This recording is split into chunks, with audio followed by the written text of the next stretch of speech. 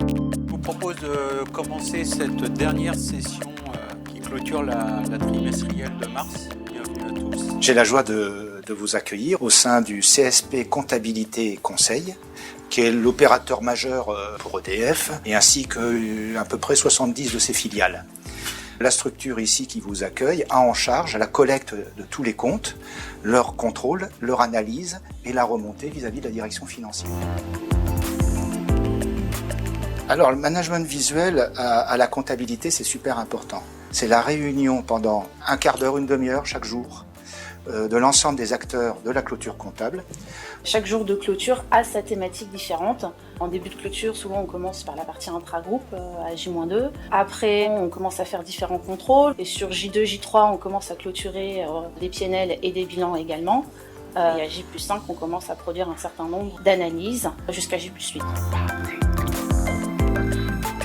Premier panneau qui est vraiment focus sur la collecte des éléments.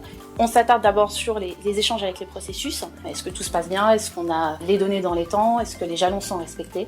Ensuite, le deuxième panneau nous permet vraiment d'aborder des actions en cours de clôture qui seraient à faire, un tel doit appeler tel interlocuteur pour résoudre un problème survenant pendant la clôture. Et on rappelle toutes les activités qui ont été déléguées et mutualisées en amont de la clôture. Et enfin, le dernier panneau, donc là c'est un peu plus la collecte de la performance de la clôture en elle-même.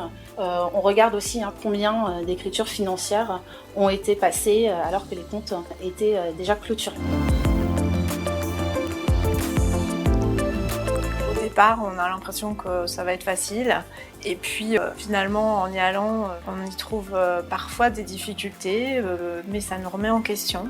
Il faut accepter d'avoir des irritants qui sont exprimés de manière transparente.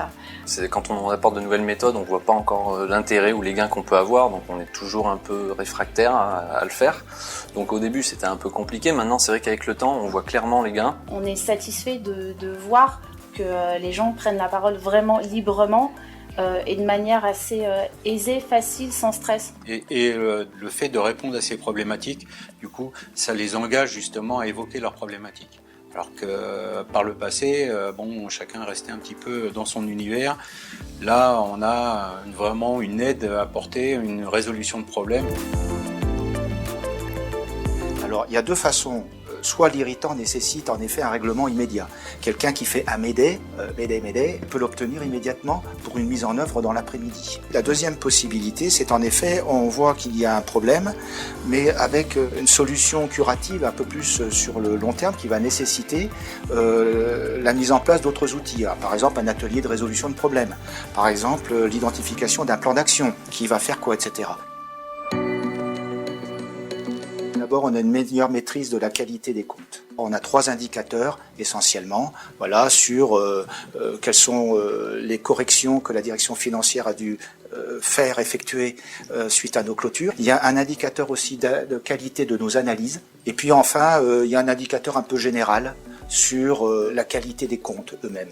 Ensuite, concernant plus la performance économique, l'équipe suit un indicateur sur le nombre d'heures de capacité dégagée. Le management n'était pas le même il y a un an. On apporte à chaque moment, à chaque nouvelle clôture, une optimisation. Le management visuel, ça a permis une chose, de dépoussiérer le métier de la comptabilité et de la clôture.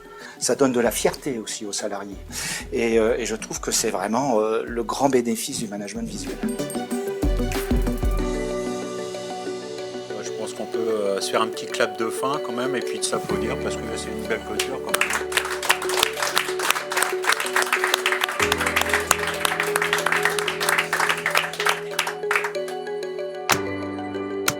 Et je vous dis à la trimestrielle prochaine.